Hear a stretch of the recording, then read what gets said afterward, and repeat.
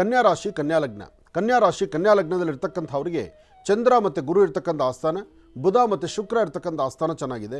ಶುಕ್ರನ ವರ್ಚಸ್ಸಿನಿಂದ ತೇಜಸ್ಸು, ವರ್ಚಸ್ಸು, ಅಂದುಕೊಂಡಂಥ ಕೆಲಸ, ಭೂಮಿಯ ಕೆಲಸ, ವಿದ್ಯಾರ್ಥಿಗಳ ಓದು, ಜೊತೆಗೆ ಹೊಸದಾಗಿ ಮಾಡಬೇಕಾಗಿರ್ತಕ್ಕಂಥದ್ದು, ಒಂದಷ್ಟು ಜನ ಮನರಂಜನಾ ಕ್ಷೇತ್ರಕ್ಕೆ ಹೊರಡಬೇಕು ಅಂತಕ್ಕಂಥದ್ದು, ಅಥವಾ ಕೆಲವು ಚಿತ್ರರಂಗದಲ್ಲಿ ಕೆಲಸ ಮಾಡ್ತಕ್ಕಂಥವ್ರು, ಕಲಾವಿದರು, ಅಥವಾ ವೈದ್ಯಕೀಯ ರಂಗದಲ್ಲಿರ್ತಕ್ಕಂಥ ಡಾಕ್ಟರ್ಸ್ಗೆ ಈ ಒಂದು ರಾಶಿಯಲ್ಲಿರ್ತಕ್ಕಂಥವ್ರು ಧೈರ್ಯದಿಂದ ಒಂದೆಜ್ಜೆ ಮುಂದೆ ಹಾಕ್ಬೋದು. ತುಂಬ ದಿನಗಳ ನಂತರ ಒಂದು ಅದೃಷ್ಟದ ದಿನ ಕಾಣ್ತಾ ಇದ್ದೀರಿ.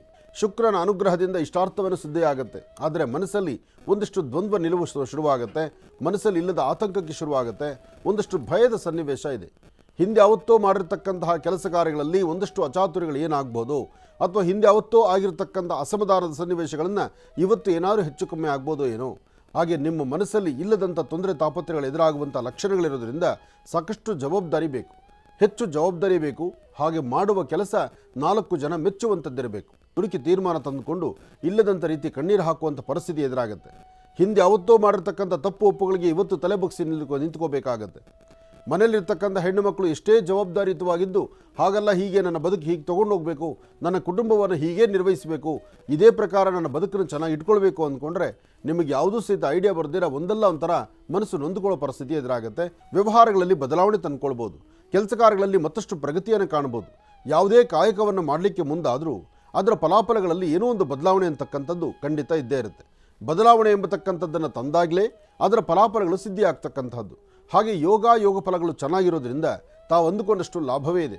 ನಿಮ್ಮ ಮನೆಗೆ ಸಮೀಪದಲ್ಲಿ ಎಲ್ಲಾದರೂ ಒಂದು ಕಡೆ ಶಕ್ತಿ ದೇವಾಲಯ, ದೇವರ ಸಾನ್ನಿಧ್ಯ ಇದ್ದರೆ ಅಲ್ಲಿ ಹೋಗಿ ಒಂದು ಪ್ರದಕ್ಷಿಣೆ ಮಾಡಿ ನಮಸ್ಕಾರ ಮಾಡಿ. ಹಾಗೆ 9 ವರ್ಷದ ಒಳಗಿರುವಂಥ ಸಣ್ಣ ಪುಟ್ಟ ಮಕ್ಕಳಿಗೆ ನಿಮ್ಮ ಕೈಲಾದಷ್ಟು ಒಂದಷ್ಟು ಹಣ್ಣು ಹಂಪಲುಗಳನ್ನು ಕೊಟ್ಟು ಒಂದು ಪ್ರಾರ್ಥನೆ ಮಾಡೋದ್ರಿಂದ ನೀವು ಮತ್ತಷ್ಟು ಲಾಭಕ್ಕೆ ಸಿದ್ಧಿಪಡಿಸ್ಕೊಳ್ಬಹುದು. ಹಾಗೆ ಆರೋಗ್ಯದ ಕಡೆ ತುಂಬ ಲಕ್ಷ್ಯ ಕೊಡಬೇಕು. ಆರೋಗ್ಯದಲ್ಲಿ ಸಣ್ಣ ಪುಟ್ಟ ವ್ಯತ್ಯಾಸದಿಂದ ಒಂದಷ್ಟು ಮಾನಸಿಕವಾದಂತಹ ಒತ್ತಡಗಳು ಎದುರಾಗುತ್ತೆ. ಮನಸ್ಸಿಗೆ ಸಮಾಧಾನವನ್ನು, ಶಾಂತಿಯನ್ನು, ಜೊತೆಗೆ ವಿದ್ಯಾರ್ಥಿಗಳು ಓದೋದ್ರ ಕಡೆ ಹೆಚ್ಚು ಗಮನವನ್ನು ಕೊಟ್ಟರೆ ಹೆಚ್ಚಿನ ಫಲಾಫಲಗಳನ್ನು ಖಂಡಿತ ಸಿದ್ಧಿಪಡಿಸ್ಕೊಳ್ತೀರಿ. ಬಹಳ ಅದ್ಭುತವಾದಂತಹ ಕಾಲ. ದೂರಭಾರ ಪ್ರಯಾಣ ಬೆಳೆಸಬೇಕು, ಎಲ್ಲಾದರೂ ಹೊರಡಬೇಕು ಎಂಬತಕ್ಕಂಥ ಮನಸ್ಸಿದೆ. ಆದರೆ ಮನಸ್ಸಲ್ಲಿ ಚಂಚಲತೆ ಬಹಳ ಇದೆ.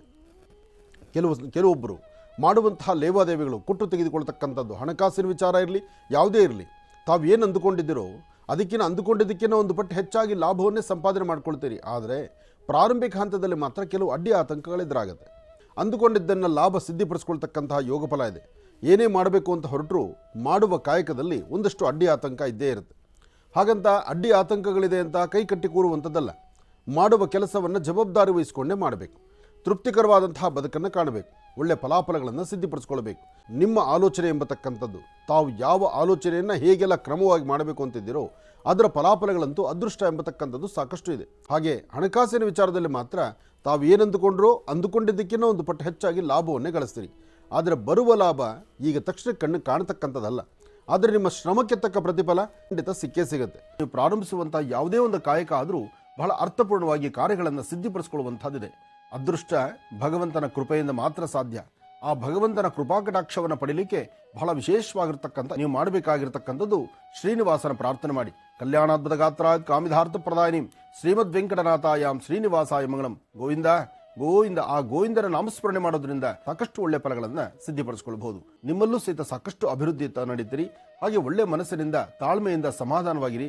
ಯಾರು ಏನೇ ಅನ್ನಲಿ, ಏನೇ ಮಾಡಿದ್ರೂ ನಿಮ್ಮ ಮನಸ್ಸಲ್ಲಿರ್ತಕ್ಕಂಥ, ನಿಮ್ಮ ಮನದಾಳದ ಮಾತು, ನಿಮ್ಮ ಮನದಲ್ಲಿರ್ತಕ್ಕಂಥ ಒಂದು ಸತ್ಯಾಂಶದ ಬಗ್ಗೆ ನಿಮ್ಮ ಚಿಂತನೆ ಇರಬೇಕು.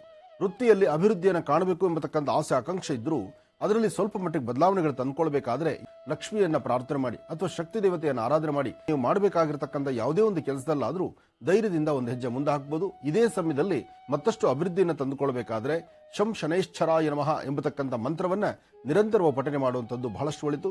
ಬುಧನ ಅನುಗ್ರಹದಿಂದ ಇಷ್ಟಾರ್ಥವನ್ನು ಸಿದ್ಧಿಪಡಿಸಿಕೊಳ್ಳಬಹುದು. ಮನಸ್ಸಲ್ಲಿರ್ತಕ್ಕಂಥ ಆಸೆ ಆಕಾಂಕ್ಷೆಗಳನ್ನು ಈಡೇರಿಸಿಕೊಳ್ಳಬಹುದು. ವೃತ್ತಿಯಲ್ಲಿ ಅಭಿವೃದ್ಧಿಯನ್ನು ಕಾಣಬಹುದು. ಆರ್ಥಿಕ ಪರಿಸ್ಥಿತಿಯನ್ನು ಮತ್ತಷ್ಟು ಅಭಿವೃದ್ಧಿಪಡಿಸಿಕೊಳ್ಳಬಹುದು. ದೇವಿಯ ದರ್ಶನ, ಔಪಾಸನೆ ಮತ್ತು ಇನ್ನಷ್ಟು ವಿಶೇಷವಾಗಿರ್ತಕ್ಕಂಥ ಅನುಷ್ಠಾನಗಳ ಬಗ್ಗೆ ಚಿಂತನೆ ಮಾಡತಕ್ಕಂಥದ್ದು, ಹಲವಾರು ವಿದ್ಯಾರಹಸ್ಯಗಳ ಬಗ್ಗೆ ಇನ್ನಷ್ಟು ವಿಮರ್ಶೆ ಚರ್ಚೆ ಮಾಡತಕ್ಕಂಥದ್ದು, ಸಾಕಷ್ಟು ಫಲಾಫಲಗಳನ್ನು ಸಿದ್ಧಿಪಡಿಸಿಕೊಳ್ಳುವಂಥ ಯೋಗ ಫಲ ಇರತಕ್ಕಂಥ ಆರ್ಥಿಕ ಪರಿಸ್ಥಿತಿ ಅಭಿವೃದ್ಧಿ ಬಗ್ಗೆ ಚಿಂತನೆ, ವ್ಯಾಪಾರದಲ್ಲಿ ಒಂದಷ್ಟು ಬದಲಾವಣೆ, ವೃತ್ತಿಯಲ್ಲಿ ಏನಾದರೂ ಒಂದಷ್ಟು ಸಾಧನೆ ಮಾಡತಕ್ಕಂಥದ್ದು, ದೂರಭಾರ ಪ್ರಯಾಣ ಮಾಡಬೇಕು ಅನ್ನತಕ್ಕಂಥ ಆಸೆ ಆಕಾಂಕ್ಷೆಗಳಿರ್ತಕ್ಕಂಥದ್ದು, ಪಶು ಪಕ್ಷಿ ಪ್ರಾಣಿಗಳಿಗೆ ಒಂದಷ್ಟು ಆಹಾರವನ್ನು ಒಳಪಡಿಸಿ ಒಂದಷ್ಟು ಸಾರ್ಥಕತೆಯ ಬದುಕನ್ನು ಕಾಣತಕ್ಕಂಥದ್ದು, ಗುರು ಹಿರಿಯರಿಗೆ ನಮ್ರತೆಯಿಂದ ನಡ್ಕೊಂಡು ಅಂಜಲಿಬದ್ಧರಾಗಿ ನಿಂತು ಭಗವಂತನ ಕೃಪಾಕಟಾಕ್ಷಿಗೆ ಪಾತ್ರರಾಗ್ತಕ್ಕಂಥ ಯೋಗ ಫಲ ಇರತಕ್ಕಂಥದ್ದು ಸಹಿತ ನಿಮ್ಮ ರಾಶಿ ಫಲದಲ್ಲಿದೆ. ಸಾಧ್ಯವಾದಷ್ಟು ಶ್ವೇತವರ್ಣದ ಪುಷ್ಪಗಳನ್ನು, ಒಂದಷ್ಟು ಬಿಲ್ವಪತ್ರೆಯನ್ನು, ಒಂದಷ್ಟು ತುಳಸಿ ದಳವನ್ನು ಮಹಾಗಣಪತಿಗೆ, ಮಹಾವಿಷ್ಣುವಿಗೆ ಅಥವಾ ಸಾಂಬ ಸದಾಶಿವರಿಗೆ ಅರ್ಪಣೆ ಮಾಡಿ ಒಳ್ಳೆಯ ಮನಸ್ಸಿನಿಂದ ಒಂದಷ್ಟು ಸಿಹಿ ಪದಾರ್ಥಗಳನ್ನು 4 ಜನಕ್ಕೆ ಹಂಚೋದ್ರಿಂದ ಮತ್ತಷ್ಟು ವಿಶೇಷವಾಗಿರತಕ್ಕಂಥ ಫಲಾಫಲಗಳನ್ನು ಶೀಘ್ರವಾಗಿ ಸಿದ್ಧಿಪಡಿಸ್ಕೊಳ್ತೀರಿ. ನೀವು ಯಾವ ಕೆಲಸವನ್ನು ಮಾಡಬೇಕು ಅಂತ ಸಂಕಲ್ಪ ಮಾಡ್ತೀರೋ ಸಂಕಲ್ಪ ಮಾತ್ರದಲ್ಲೇ ಕೆಲಸ ಕಾರ್ಯಗಳು ಸಿದ್ಧಿ ಆಗುತ್ತೆ. ಆದರೆ ಇಲ್ಲಿ ಆಗ್ತಿರ್ತಕ್ಕಂಥ ಸಮಸ್ಯೆ ಏನಂದರೆ, ಇಲ್ಲಿ ನಾನು ನಂದು ಎಂಬತಕ್ಕಂತಹ ಮದಮಾತ್ಸರ್ಯ ಇದೆಯಲ್ಲ, ನಾನು ಮಾಡ್ತೀನಿ ಅಂತೇಳಿ ಹಠದಿಂದ ಮುಂದೆ ಹೋಗ್ತೀರಿ, ಆದರೆ ಹೋಗುವ 10 ಹೆಜ್ಜೆ ಮುಂದೆ ಹಾಕಿದ್ಮೇಲೆ ಸೈಲೆಂಟ್ ಆಗಿಬಿಡ್ತೀರಿ. ಯಾವುದೇ ಒಂದು ವಿಚಾರವನ್ನು ಮನಸ್ಸಿಗೆ ತಂದುಕೊಂಡ್ರೆ ಅದನ್ನು ಪರಿಪೂರ್ತಿ ಮಾಡೋದಿಲ್ಲ. ನಾನು ನಂದು ಎಂಬತಕ್ಕಂಥದ್ದಾಗಲಿ ಅಥವಾ ನಿಮಗೆ ತಿಳಿದಿರೋಷ್ಟೇ ಕರೆಕ್ಟು ಅಂತ ಹೇಳಿ, ಅಥವಾ ನಾನು ಹೋಗುವ ದಾರಿ, ನಾನು ಹಾಕುವ ಹೆಜ್ಜೆ ಇದು ಸರಿ ಇದೆ ಅಂತ ನಿಮಗೆ ನೀವು ಸಂಪೂರ್ಣವಾಗಿ ತೀರ್ಮಾನ ತಂದುಕೊಳ್ಳೋದು ಅಷ್ಟು ಸಮಂಜಸಕರವಾದ್ದಲ್ಲ. ಸಮಸ್ಯೆ ಎಷ್ಟೇ ಬೆಟ್ಟದಷ್ಟು ಬಂದರೂ ಅದನ್ನು ಕರಗಿಸುವಂಥ ಒಂದು ಗುಣವನ್ನು ನಿಮಗೆ ಭಗವಂತ ಕೊಟ್ಟಿದ್ದಾನೆ. ನೀವು ನಡ್ಕೊಳ್ಳುವಂಥ ರೀತಿ, ನಿಮ್ಮ ನಡವಳಿಕೆ, ಅದರಲ್ಲೇ ನಿಮಗೆ ಅರ್ಧ ಲಾಭ ಇದೆ. ಇದರ ಮಧ್ಯದಲ್ಲಿ ನಿಮ್ಮ ಮನೆ ದೇವರ ಪ್ರಾರ್ಥನೆ ಬೇಕು. ಮನೆ ದೇವರ ಪ್ರಾರ್ಥನೆ ಮಾಡಿ ಸಾಧ್ಯವಾದರೆ ನಿಮ್ಮ ಪ್ರಾಂತ್ಯದಲ್ಲಿ ಎಲ್ಲಾದರೂ ತುಂಬೆ ಹೂವು ಕಂಡು ಬಂದರೆ ಆ ತುಂಬೆ ಹೂವನ್ನು ತಾವೇ ತಮ್ಮ ಕರಹಸ್ತದಲ್ಲಿ ತುಂಬೆ ಹೂವನ್ನು ತಂದು ಶಿವನಿಗೆ ಒಂದಷ್ಟು ಶಿವನ ಫೋಟೋ ಇರಲಿ, ವಿಗ್ರಹ ಇರಲಿ, ಅಥವಾ ಎಲ್ಲಾದರೂ ಒಂದು ಕಡೆ ಶಿವ ಸಾನ್ನಿಧ್ಯವಿರಲಿ, ಅಲ್ಲಿ ಆ ತುಂಬೆ ಹೂವನ್ನು ನಿಮ್ಮ ಕೈಯಿಂದ ಕೊಟ್ಟರೆ ಅಸಾಧ್ಯವಾದ್ದನ್ನು ಸಾಧನೆ ಮಾಡ್ಕೊಳ್ತೀರಿ. ಮುಂಬರ್ತಕ್ಕಂಥ ದಿನಗಳಲ್ಲಿ ಬರುವಂಥ ತೊಂದರೆ ತಾಪತ್ರೆಗಳನ್ನು ದೂರ ಮಾಡ್ಕೊಳ್ತೀರಿ. ಹಾಗೆ ನಿಮ್ಮೊಂದಿಗೆ ತುಂಬ ಹತ್ತಿರದಲ್ಲಿರ್ತಕ್ಕಂಥವರು, ನಿಷ್ಠೂರವನ್ನು ಮಾಡ್ತಕ್ಕಂಥವ್ರು ಶೀಘ್ರವಾಗಿ ಪರಿಹಾರವನ್ನು ಕಂಡುಕೊಳ್ತೀರಿ. ಆದರೆ ಒಂದು ವಿಚಾರ ಅರ್ಥ ಮಾಡ್ಕೊಳ್ಳಿ, ನೀವೇನು ಅಂದುಕೊಂಡ್ರು ಅಂದುಕೊಂಡಿದ್ದಕ್ಕಿಂತ ಹೆಚ್ಚಿನಾಗಿ ಲಾಭವೂ ಇದೆ. ಹಾಗೆ ನಿಮಗೆ ಅರಿವಿಲ್ಲದಂಥ ರೀತಿ ಒಂದು ಸಮಸ್ಯೆಗೆ ಸಿಲುಕೊಳ್ಳುವಂಥ ಪರಿಸ್ಥಿತಿಯೂ ಎದುರಾಗ್ತಾ ಇದೆ. ಹಾಗಾಗಿ ಹೇಗಿರಬೇಕು, ಹೇಗೆ ನಡ್ಕೊಳ್ಬೇಕು, ಯಾವ ಕ್ರಮವನ್ನು ಅನುಸರಿಸಬೇಕು, ಅದು ಬಹಳ ಮುಖ್ಯವಾಗಿ ತಿಳ್ಕೊಳ್ಬೇಕು. ಯಾವುದೇ ಒಂದು ಕೆಲಸ ಆದರೂ ಹೆದರಬೇಕಾದ ಅವಶ್ಯಕತೆ ಇಲ್ಲ. ಹೆಣ್ಮಕ್ಳಾಗಲಿ ಗಂಡ್ಮಕ್ಳಾಗಲಿ, ನಿಮ್ಮ ಮನಸ್ಸಲ್ಲಿರ್ತಕ್ಕಂಥ ನಿಮ್ಮ ಮನೋಕಾಮನೆಗಳ ಸಿದ್ಧಿಗಾಗಿ ತಾವು ಏನು ಶ್ರಮಿಸ್ತೀರೋ ಶ್ರಮಕ್ಕೆ ತಕ್ಕ ಪ್ರತಿಫಲವನ್ನು ಸಿದ್ಧಿಪಡಿಸ್ಕೊಳ್ತೀರಿ. ಅಸಾಧ್ಯವಾದ್ದನ್ನು ಸಾಧನೆ ಮಾಡ್ಕೊಳ್ತೀರಿ, ಫಲಾಫಲಗಳನ್ನು ಸಿದ್ಧಿಪಡಿಸ್ಕೊಳ್ತೀರಿ. ಒಳ್ಳೆಯ ಯೋಗ ಫಲದಲ್ಲಿ ಭಗವತಿಯ ಅನುಗ್ರಹವನ್ನು ಸಿದ್ಧಿಪಡಿಸ್ಕೊಳ್ತೀರಿ. ಆದರೆ ಸಣ್ಣ ಸಣ್ಣ ವಿಚಾರಕ್ಕೆ, ತುಂಬ ಸಣ್ಣ ಸಣ್ಣ ವಿಚಾರ ಬೇಕು ಬೇಡ ಯಾವುದೂ ಸರಿಯಾಗಿ ಆಲೋಚನೆ ಮಾಡೋದಿಲ್ಲ, ಆದರೆ ಸಮಸ್ಯೆ ತಂದುಕೊಳ್ಳುವಂಥದ್ರಲ್ಲಿ ನೀವು ನಿಪುಣರಾಗಿಬಿಡ್ತೀರಿ. ಅದಕ್ಕೋಸ್ಕರನೇ ಮೊದಲು ಭಗವತಿಯನ್ನು ಪ್ರಾರ್ಥನೆ ಮಾಡಿ. ಯಾದೇವಿ ಸರ್ವೋದೇಶು ಮಾತೃರೂಪೇಣ ಸಂಸ್ಥಿತ ನಮಸ್ತಸ್ಸೈ ನಮಸ್ತಸ್ಸೈ ನಮಸ್ತಸ್ಸೈ ನಮೋ ನಮಃ. ಭಗವತಿಯನ್ನು ಪ್ರಾರ್ಥನೆ ಮಾಡಿ ಇಷ್ಟಾರ್ಥವನ್ನು ಸಿದ್ಧಿಪಡಿಸ್ಕೊಳ್ಳಿ. ನೀವು ಮಾಡುವಂತಹ ಕಾಯಕದಲ್ಲಿ ಒಂದು ಬದಲಾವಣೆ ಬೇಕು. ನಿಮ್ಮ ಕಾಯಕಕ್ಕೆ ಒಂದು ಬದಲಾವಣೆ ಬೇಕು. ನಿಮ್ಮ ವೃತ್ತಿ ಮತ್ತಷ್ಟು ಅಭಿವೃದ್ಧಿ ಆಗಬೇಕು. ಶುಕ್ರ ಮತ್ತು ಬುಧ ಇರತಕ್ಕಂತಹ ಆಸ್ಥಾನಕ್ಕೆ, ಬುಧ ಅಂದರೆ ಬುದ್ಧಿ ಚೈತನ್ಯವನ್ನು ಕೊಡ್ತಕ್ಕಂಥವನು, ಶುಕ್ರ ಅಂದರೆ ನಿಮ್ಮ ವರ್ಚಸ್ಸನ್ನು, ತೇಜಸ್ಸನ್ನು ವೃದ್ಧಿಸ್ತಕ್ಕಂಥವನು. ಇದಕ್ಕೆ ಒಂದು ಶ್ವೇತವರ್ಣದ ಕರವಸ್ತ್ರವನ್ನು ನಿಮ್ಮ ಪಾಕೆಟಲ್ಲಿ ಇಟ್ಕೊಳ್ಳೋದು ತುಂಬ ಒಳ್ಳೆಯದು. ಇದರಿಂದ ಸಾಕಷ್ಟು ಲಾಭವನ್ನು ಗಳಿಸ್ತೀರಿ.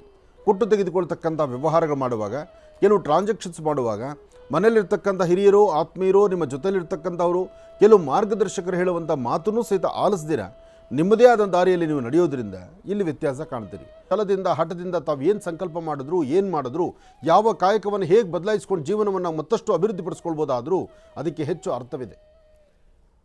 ಯಾವತ್ತು ವ್ಯಕ್ತಿ ತಾನು ಹಾಕುವ ಹೆಜ್ಜೆಗೆ ಒಂದು ದೈವ ಸಂಕಲ್ಪ ಇರಬೇಕು, ದೇವರ ಕೃಪೆ ಇರಬೇಕು, ಹಿರಿಯರ ಆಶೀರ್ವಾದ ಬೇಕು. ಹಾಗೆ ನಿಮ್ಮ ಶ್ರಮಕ್ಕೆ ತಕ್ಕ ಪ್ರತಿಫಲ ಸಿಗಬೇಕು. ನೀವು ಮಾಡುವಂತಹ ಪ್ರತಿಯೊಂದು ಕಾಯಕವೂ ಅರ್ಥೈಸ್ಕೊಂಡೇ ಮಾಡಬೇಕು. ಹಣಕಾಸಿನ ವಿಚಾರ ಇರಲಿ, ವ್ಯಾಪಾರ ಇರಲಿ, ವ್ಯವಹಾರಗಳಾಗಿರಲಿ, ಯಾವುದೇ ಕೆಲಸ ಕಾರ್ಯ ಆಗಿರಲಿ, ನೀವೇನು ಚಿಂತನೆ ಮಾಡ್ತೀರಿ ಆ ಚಿಂತನೆಗೆ ತಕ್ಕ ಫಲ ಇರಲಿ. ಹಾಗೆ ವೃತ್ತಿಯಲ್ಲಿ ಎಲ್ಲರಿಗೂ ಸಹಿತ ಅಭಿವೃದ್ಧಿ ಸಿಗುವಂಥದ್ದಾಗಿರಲಿ, ಗಣಪತಿಯ ಪ್ರಾರ್ಥನೆ ಮಾಡುವಂಥದ್ದಾಗಿರಲಿ. ಏಕದಂತಾಯ ವಿದ್ಮಹೇ ವಕ್ರತುಂಡಾಯ ಧೀಮಹಿ ತನ್ನೋದಂತೆ ಪ್ರಚೋದಯಾತ್. ಗಣಪನ ಕೃಪಾಶೀರ್ವಾದದಿಂದ ಹೆಚ್ಚಿನ ಫಲಾಫಲಗಳನ್ನು ತಾವು ಸಿದ್ಧಿಪಡಿಸ್ಕೊಳ್ಳುವಂಥದ್ದಾಗಿರಲಿ. ಸತ್ಯಾಸತ್ಯತೆಗಳನ್ನು ಅರ್ಥ ಪಡ್ಕೊಂಡು ಅದರಂತೆ ಒಳ್ಳೆಯ ಒಂದು ಹೆಜ್ಜೆ ಮುಂದೆ ಹಾಕಿದ್ರೆ ಲಾಭವಿದೆ. ಈ ಮನಸ್ಸಲ್ಲಿರ್ತಕ್ಕಂಥ ದ್ವಂದ್ವ ನಿಲುವನ್ನು ದೂರ ಮಾಡ್ಕೊಳ್ಳಿ, ಶಾಂತಿ ಸಮಾಧಾನವನ್ನು ಸಿದ್ಧಿಪಡಿಸ್ಕೊಳ್ಳಿ, ವ್ಯಾಪಾರ ವ್ಯವಹಾರಗಳ ಕಡೆ ಗಮನ ಕೊಡಿ, ದೂರವಾರ ಪ್ರಯಾಣದ ಬಗ್ಗೆ ಇದ್ದರೆ ಆಲೋಚನೆ ಮಾಡಿ, ಯಾವುದು ಸರಿ ತಪ್ಪು ಅಂತ ಸರಿಯಾದ ತೀರ್ಮಾನ ತಗೊಳ್ಳಿ, ಎಲ್ಲ ಲಾಭವನ್ನು ಸಿದ್ಧಿಪಡಿಸ್ಕೊಳ್ತೀರಿ. ಹಾಗೆ ಈ ಮಹಾಲಕ್ಷ್ಮಿಯಲ್ಲಿ ಪ್ರಾರ್ಥನೆ ಮಾಡಿ ನಿಮ್ಮ ಮನೆಯ ಪರಿಸರದಲ್ಲೂ ಸುತ್ತಮುತ್ತ ಎಲ್ಲಾದರೂ ಒಂದು ಗ್ರಾಮ ದೇವತೆ ಇದ್ದರೆ ಇಷ್ಟು ಮಂಗಳ ದ್ರವ್ಯಗಳನ್ನು ಕೊಟ್ಟು ನಮಸ್ಕಾರ ಮಾಡಿ ವೃತ್ತಿ ಧರ್ಮದಲ್ಲಿ ಮತ್ತಷ್ಟು ಅಭಿವೃದ್ಧಿ ಪಡಿಸ್ಕೊಳ್ಬೋದು, ವ್ಯಾಪಾರ ವ್ಯವಹಾರಗಳನ್ನು ಸಿದ್ಧಿಪಡಿಸ್ಕೊಳ್ಬೋದು, ಆರ್ಥಿಕ ಸಂಕಷ್ಟದಿಂದ ಮುಕ್ತರಾಗ್ಬೋದು, ಹೊಸ ಕೆಲಸಗಳ ಬಗ್ಗೆ ಯೋಚನೆ ಮಾಡ್ಬೋದು. ನಿಮ್ಮ ರಾಶಿಫಲದಲ್ಲಿ ಹಿರಿಯರ ಮಾರ್ಗದರ್ಶನ ಇದೆ, ನಿಮ್ಮ ಕಾಯಕವಿದೆ, ಶ್ರಮಕ್ಕೆ ತಕ್ಕ ಪ್ರತಿಫಲ ಇದೆ. ಇಷ್ಟೆಲ್ಲ ಲಾಭ ಇರತಕ್ಕಂಥದ್ರಿಂದ ಧೈರ್ಯವಾಗಿ ಒಂದು ಹೆಜ್ಜೆ ಮುಂದೆ ಹಾಕಿ. ಒಳ್ಳೆಯದಾಗಲಿ, ಶುಭವಾಗಲಿ.